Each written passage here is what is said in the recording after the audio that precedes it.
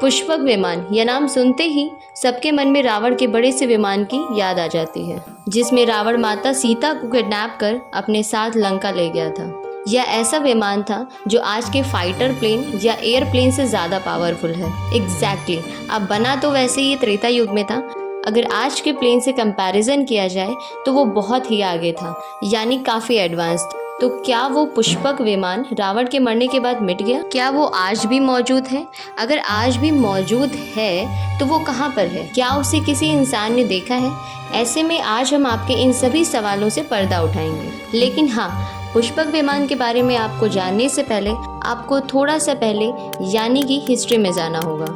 देखिए, रामायण काल में रावण के पास बहुत से लड़ाकू विमान हुआ करते थे। उन्हीं में से एक था पुष्पक विमान, जो रावण का था भी नहीं। उस विमान को देव शिल्पी भगवान विश्वकर्मा ने बनाया था। वहीं कुछ का कहना है कि भगवान ब्रह्मा जी जो थे वो पुष्पक विमान के निर्माता थे, जिसको भगवान ब्रह्मा ने यह विमान यक्ष कुबेर को एज अ गिफ्ट में दिया था। कुबेर जो कि रावण का सौतेला भाई था, जिसे बाद में लड़ाई में रावण ने कुबेर से छीन लिया। अब रावण पंचवटी के जंगलों से माँ सीता को हरण करके पुष्पक विमान से लंका लेकर आया। वहीं जब रावण युद्ध में हार गया और उसकी मौत हो गई, तब श्री राम ने इसे दोबारा कुबेर को दे दिया था। लेकिन कुबेर ने इसे लेने से ही मना कर दिया, बल्कि राम जी को एज अ गिफ्ट में उन्हें दे दिया और उनसे कहा कि आप इस विमान से अपने नगर यानी अयोध्या लौट जाएं। जिसके बाद राम जी लंका विजय होने के बाद अयोध्या जो है इसी विमान से पहुंचे। अब इसका शेप कभी भी एक सा नहीं रहता था, कोई भी इसे अपने हिसाब से बदल सकता था। उसे अपने हिसाब से छोटा या बड़ा कर सकता था। उसे अपने मन की गति से चलाया जा सकता था, यानी कि उस पर बैठने वाला मन में जिस जगह के बारे में सोचता था या विमान उसे वहीं पर ले जाता था। पुष्पक विमान से केवल धरती पर ही नहीं बल्कि दूसरे डायमेंशन में भी घूमा जा सकता था। जी हाँ, यानी कि मल्टी यूनिवर्स का जिक्र भी हमें यहाँ पर मिलता है। वह विमान इतना एडवांस था कि उसमें तरह तरह के हथियार, उपकरण, औजार लगे हुए थे, जिसकी मदद से भी विमान में बैठे बैठे बड़ी से बड़ी लड़ाई लड़ सकता था। कहा तो ये भी जाता है कि आज के टाइम के जो भी फाइटर जेट हैं वो पुष्पक विमान से ही इंस्पायर्ड है। इस विमान की जानकारी त्रेता युग के साथ साथ द्वापर युग में भी मिलती है। जी हाँ, ऐसा कहा जाता है कि गंधार के राजकुमार शकुनी के पास भी एक ऐसा ही पावरफुल विमान था, जो काफी शक्तिशाली था और एडवांस भी था। अब अगर बात हम उस जमाने के विमान की करें, बस एक पुष्पक विमान नहीं था, बल्कि उस समय कई ऐसे मॉडर्न विमान हुआ करते थे।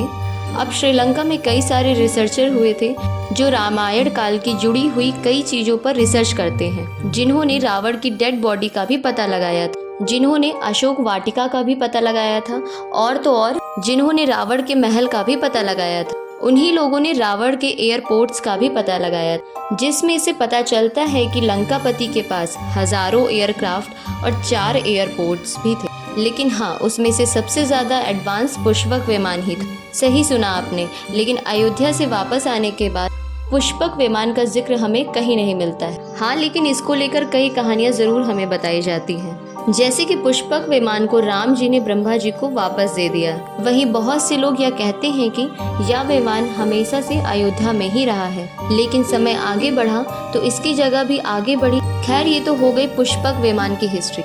लेकिन अब अगर आज के टाइम में हम आए तो बहुत सी चीजें जानने को हमें मिलती हैं। आप सभी ने कभी ना कभी लादेन का नाम तो सुना होगा, राइट, जिसे ISI का हेड भी माना जाता है। उसके पीछे कई देशों की पुलिस भी लगी थी।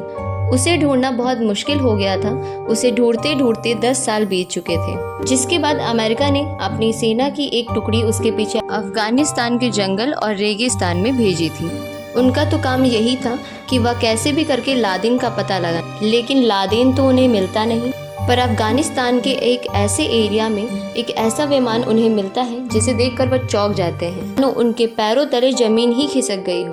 यह विमान उन्हें कुछ समझ नहीं आ रहा था। दिखने में तो वो कई हजारों साल पुराना लग रहा था। पहले तो उसके कुछ पार्ट्स को हासिल कर लिया गया, फिर उसके बाद उन पार्ट्स को अमेरिका की सरकार तक भेजा गया। फिर जैसे ही अमेरिका सरकार को यह खबर गई, उन्होंने कुछ और लोगों को रिसर्च के लिए वहां पर भेजा था। किसी को भी अंदाजा नहीं था कि वो विमान फिर से चालू हो जाएगा और जैसे ही यह विमान चालू हुआ, यकीन मानिए कि उस विमान से एक तेज लाइट बाहर आई, जिसके बाद उस ग्रुप के 8 लोग पल भर में वहां से गायब हो गए, मानो जैसे कभी वह वहां पर थे ही नहीं, और वह विमान भी वहां नहीं रहा। वहां बचे थे तो केवल उसके कुछ पार्ट, जिसे पहले ही हासिल कर लिया गया। फिर उन पार्ट्स को अमेरिका भेजा गया। वहां उनकी कार्बन डेटिंग की गई। कार्बन डेटिंग से यह पता लगाया जा सकता है कि कौन सी चीज और कौन सा सामान किस टाइम से है, उसकी कितनी एज है और वो चीज कितनी पुरानी है। या लगभग कह सकते हैं कि 5000 साल पुराना था। सभी लोगों ने यह मान लिया था कि यह वही पुराना पुष्पक विमान है। लेकिन यह सुनकर थोड़ा अजीब नहीं लग रहा होगा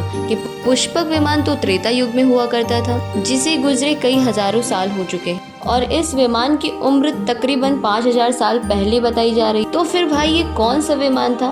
हाँ, लेकिन 5 से 6000 साल पहले महाभारत काल हुआ करता था। और आपको याद होगा कि स्टार्टिंग में हमने शकुनी विमान की बात आपको बताई थी।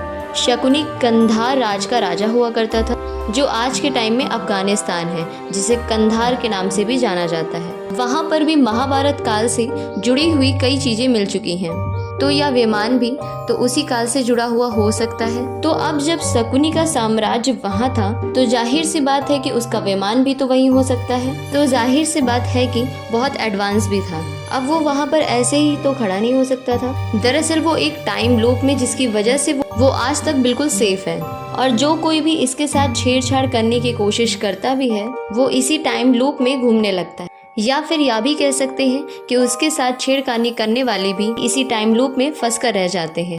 टाइम लूप जैसी एग्जिस्ट करती है, इस बारे में मलेशिया एयरलाइंस भी कहता है। जी हाँ, एक ऐसी भी ट्रेन जो ना जाने कितने टाइम से घूम रही, चलती ही जा रही है। सही सुना आपने। खैर, ये तो दूसरी बात हो गई। हम बात अगर पुष्पक विमान की करें तो ये अभी भी मौजूद है, लेकिन कौन से डायमेंशन में है ये कहना थोड़ा मुश्किल है, क्योंकि हमारे साथ साथ बहुत से सोलर सिस्टम भी चल रहे हैं, बहुत सी गैलेक्सीज भी हैं जिनके बारे में हमें शायद ही पता हो। लेकिन क्या आपको पता है कि रामायण के कुछ सबूत जरूर मिलते हैं हमें, जिसे देखकर साइंटिस्ट भी हैरान हैं। पहला, रामायण काल में जब हनुमान जी माता सीता की खोज में निकले थे, तब वो माता सीता को ढूंढते ढूंढते लंका पहुंच गए थे। या तो आपको मालूम ही होगा, लेकिन वहां पहुंचने के लिए उन्होंने अपने शरीर को एक बड़ा आकार दिया था। इसीलिए वो जहां जहां रुके थे, उनके पैरों के निशान पत्थर पर जम गए थे, जो आज भी वहीं पर है, जिसे रिसर्चर ने ढूंढा भी, जो देखने में बिल्कुल हनुमान जी के पैरों की निशान की तरह ही था। दूसरा, जब रावण ने माता सीता को जबरदस्ती लंका ले गया था,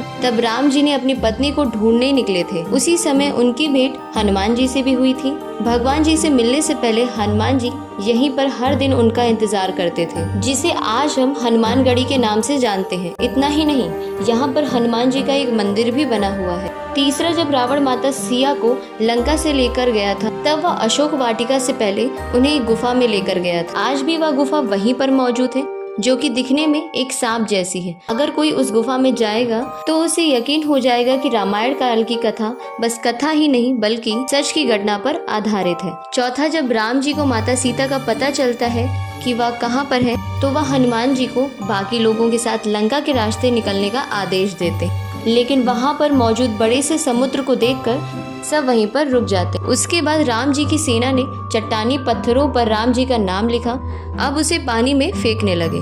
अब वो पत्थर पानी में डूबने के बजाय वह तैरने लगा, और इसके बाद उनकी पूरी सेना ने लंका तक जाने के लिए एक पुल बनाया था, जो आज राम सेतु के नाम से बहुत प्रसिद्ध है। इस पुल को बनाने का आइडिया वानर नल ने दिया था, जिसे नाला सेतु के नाम से भी जाना जाता है। इसके अलावा भी राम सेतु को हम कई नामों से जानते हैं, हम जैसे कि एडम ब्रिज, नाला सेतु और सेतु बांग। अब देखिए, भारत में साउथ धनुषकोटी और श्रीलंका के उत्तर पश्चिम के बीच समुद्र में 48 किलोमीटर चौड़ी पट्टी के रूप में उभरी जमीन को राम जी का पुल या राम सेतु कहा जाता है। इस सेतु का चित्र अमेरिका स्पेस कंपनी यानी नासा ने 14 दिसंबर 1966 में जेमिनी 11 से अंतरिक्ष से लिया गया था। वहीं प्रोजेक्ट रामेश्वरम नाम के एक रिसर्च के जियोलॉजिकल सर्वे ऑफ इंडिया ने कहा कि 7000 से 18,000 साल पहले रामेश्वरम के आइलैंड पर श्रीलंका के आइलैंड की खोज हुई थी, जिसका मतलब यह हुआ कि यह पुल 500 से 600 साल ही पुराना है। इस पुल की लंबाई तकरीबन टोटल 48 किलोमीटर ही है।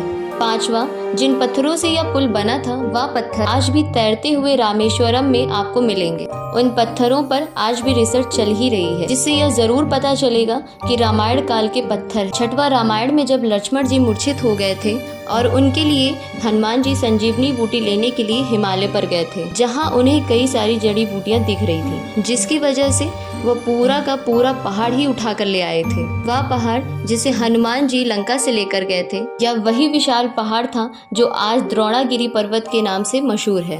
वो आज भी श्रीलंका में ही स्थित है। जी हाँ, इतना ही नहीं, जब वैज्ञानिकों ने इसे बड़े पर्वत पर रिसर्च की तो आज भी इस पहाड़ पर वो जड़ी बूटियां उन्हें मिली जो हिमालय पर ही पाई जाती हैं। इस बात से तो रिसर्चर भी हैरान हो गए थे। 7वां जब रावण माता सीता को हरण करके ले जा रहे थे, तभी रास्ते में जटायु ने उसे रोकने की बहुत कोशिश की थी। वह अपनी इस कोशिश में हार गए थे, जिसके बाद रावण ने जटायु को मार डाला, जिससे उनकी मौत हो गई थी। और जहाँ पर जटायु गिरे थे, आज वही स्थान लिपाक्षी मंदिर के नाम से भी जाना जाता है। यह देखकर ऐसा लगता है कि सच में जटायु इस जगह पर गिरे थे। 8वां, रावण माता सीता को अपने साथ जबरदस्ती लंका में ले जाना चाहता था, लेकिन माता जानकी ने रावण के महल में जाने से ही मना कर दिया था, जिसकी वजह से लंकेश ने उन्हें अशोक वाटिका में रखने का फैसला लिया था। वहाँ माता एक पेड़ के नीचे बैठी रहती थी। वही अशोक वाटिका आज भी लंका में मौजूद है।